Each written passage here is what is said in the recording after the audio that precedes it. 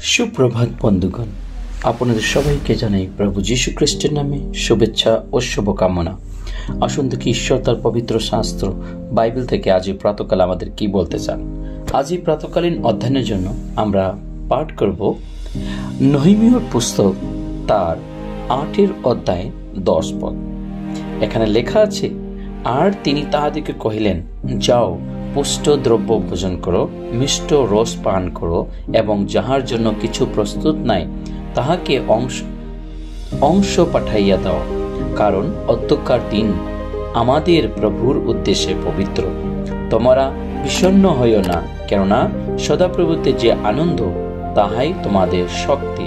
ঈশ্বর তার সুন্দর বাক্যে আমাদের সকলকে আশীর্বাদ যুক্ত করো, আমেন। আজ আমরা যখন ভাবাদি নহমীয়র এই বাক্য যখন আমরা পাঠ করি, নহমীয়র এই পুস্তক যখন আমরা পাঠ করি, এখানে আমরা দেখি সে লেবীয়দের মধ্যেখানে, সেই ইসরায়েলীয়দের মধ্যেখানে, সে লেবীয় শিক্ষকদের কাছে যে সমস্ত আলোচনা হচ্ছে তাদের মধ্যে সেই সময় আমরা জানি ঈর্ষা যাজক তাদের কাছে এই শিক্ষা দিচ্ছে। সেই শিক্ষার সময় তিনি সেই সমস্ত ইসরায়েলীদেরকে এই কথা বলেন যে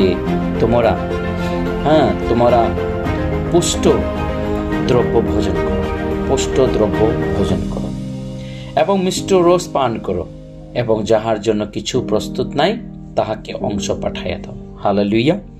ইহা ঈশ্বরের দাস তার সেই সন্তান থেকে যারা সম্পূর্ণভাবে ভয়ভীত তাদেরকে তিনি বলতে চাচ্ছেন যে সদাপ্রভু একমাত্র আনন্দকারী, একমাত্র শক্তিদাতা, একমাত্র শান্তিদাতা, এবং তাতে আমরা যখন আনন্দ করি সেই আনন্দতে আমাদের জীবনে শক্তি হয়। তাই এখানে লেখা আছে, যাও, যাদের নাই তাদেরকে দাও।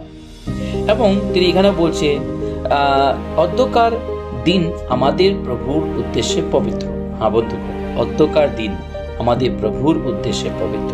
আজ যে দিন আমরা জীবনযাপন করছি, এই জীবনেই হচ্ছে সমস্ত বিশ্বাসী বর্গদের একটা পরীক্ষার সময়। কতটুকু ঈশ্বরের সাথে আপনার সম্পর্ক আছে সেটা এখানে দেখা যায়। এই যে অবস্থা এখন পুরো দুনিয়াতে হচ্ছে, সেই সংসারের মধ্যে যেসব অবস্থা, সেই অবস্থার মধ্যে আমাদেরকে স্থির থাকতে হবে এবং আমাদেরকে সেই পুষ্ট দ্রব্য ভোজন করতে হবে, মিষ্ট রস পান করতে হবে, এবং যাদের নাই তাদেরকে আমাদের দেওয়া দরকার আছে। কারণ অধ্যকার দিন প্রভুর দিন এবং প্রভুর পবিত্র দিন। বন্ধুগণ, তাই আমাদের কোনো বিষয় নিয়ে বিষণ্ণ হওয়ার কোনো প্রয়োজন নাই, কিন্তু সদাপ্রভুতে আমাদের স্থির থাকা দরকার। কারণ সদাপ্রভুতে যে আনন্দ তাহাই আমাদের শক্তি।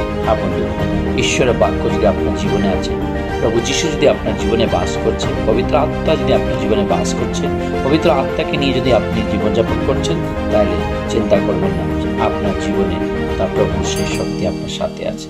সেই আনন্দ, যে আনন্দতে আপনি আছেন, সেই আনন্দের মধ্যেই প্রভুর শক্তি আছে। আসুন এই শক্তিকে আমরা জীবনে নিয়ে আমাদের জীবনকে প্রভুর হাতে সমর্পণ করি। পবিত্র পবিত্র বাহিনীর সদাপ্রভু, তোমায় মহান ধন্যবাদ করি। আজ এই সুন্দর প্রাতকাল তোমার হস্তে সমর্পণ করি। এই প্রাত থেকে নিয়ে সারাটা দিন তোমাদের সঙ্গে সঙ্গে থাকো। তোমার পবিত্র আত্মা আমাদের পরিচালনা করো। এই ক্ষুদ্র প্রার্থনা যিশু তোমার পবিত্র নামে চাই, আমেন।